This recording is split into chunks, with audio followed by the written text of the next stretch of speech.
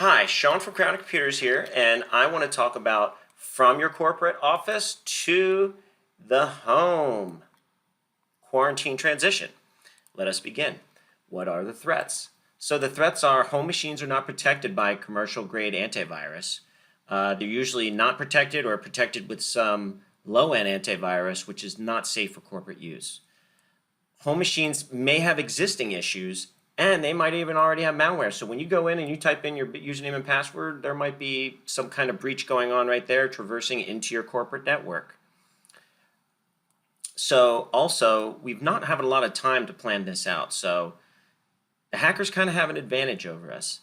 Also, the playing field in IT has changed within the past 2 or 3 weeks from a security standpoint. Hackers know that this is going on, so there might be attacks specifically aimed at home workers. Also, home networks are not protected by security-grade firewalls and wireless access points. So, at corporate networks, we purchase way more expensive, more robust commercial-grade stuff. At home networks, they're just given out by your ISP, and usually that's what you're using is what your ISP gave you. Also, the biggest threat is not having multi-factor authentication, and we don't have the softwares that we use in the corporate networks to protect the home networks, and it's more important than ever that we consider doing more corporate type stuff at home. So how do we protect? Currently, the first level is Sophos Antivirus. Sophos Antivirus is a very hardcore commercial grade firewall that we've selected, and ever since we've implemented many years ago, we've had zero problems with ransomware attacks. So that is the first layer. The second layer is let's make sure that your data is backed up to an immutable location. What does that mean? That means not just keeping it on your local corporate network, we're taking it offsite or some other way that makes it so that the hacker, once they bust into the network, they just can't access it no matter what they do. The third thing that we need to do is we need to manage your passwords. No more using Chrome for password management, Internet Explorer. Everyone knows that when sometimes it says, hey, would you like to remember this password? And a lot of the time we click yes. But the problem with that is that if we're just using the default browser's password saving features, then we're not really being safe, because any hacker that has access to your system would then go ahead and access those passwords as well. So let's create a solution around that, which will be displayed for every one of our clients and will be an option. The fourth thing on this list is Sophos MTR.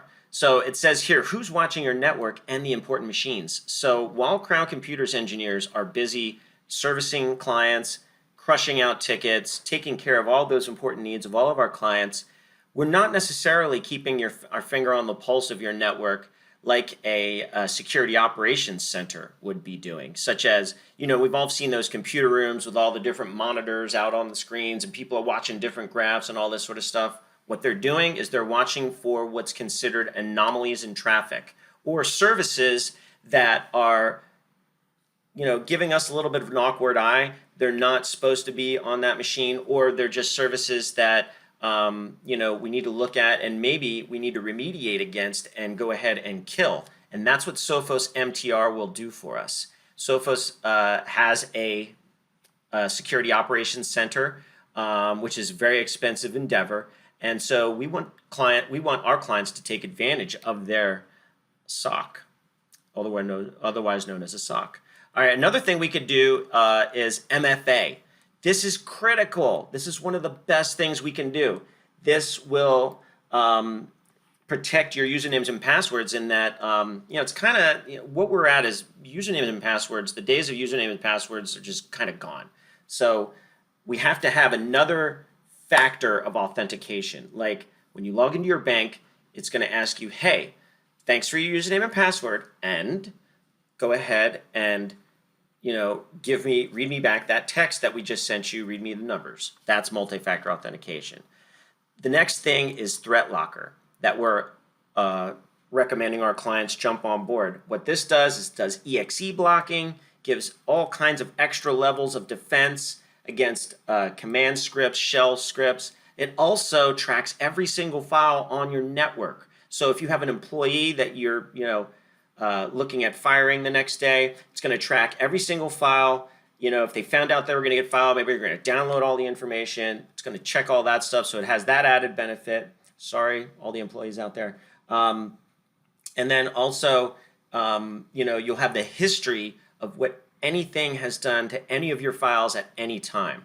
Now, how does ThreatLocker differ from Sophos Antivirus? Sophos Antivirus uses something called heuristics, or downloading virus signatures. That's why Sophos Antivirus will download signatures all the time. Well, ThreatLocker will go ahead and just block the exe right altogether. The next thing is WebRoot. WebRoot will clean your DNS. So phishing attacks, we've all gotten those emails that look just like Apple support or just like the Apple application that you just purchased, when in fact it's a bad person. Want you to click on that. WebRoot will save us in that it will know that, hey, once it's clicked, it's going to open up this website that's bogus. WebRoot comes in and says, no. All right, the other thing that's currently not on this list is SD-WAN. I want to talk about SD-WAN real quick. So what an SD-WAN does is we can put a miniature SD-WAN inside of your home network, and we can put your computer behind it. We can put your voice over IP phone behind it, and it will tunnel a encrypted tunnel into your corporate network. Meaning, if a hacker gets into your home network, they still will not be able to see that traffic because it's encrypted. That's one level of SD-WAN. The second level of SD-WAN is if you have your corporate network and you want multiple ISPs such as Cox, AT&T, Time Warner, and you have like a few internet connections at your corporate network, you can have an SD-WAN, which means if one of the internet providers goes down, no one misses a beat because the other ISP is taking over, and the DNS requests and all the other things are staying the same as well because the SD-WAN uses the same IP address across both ISPs. That is in a nutshell how we're protecting all of our clients' networks. Thank you for listening. I hope you enjoyed.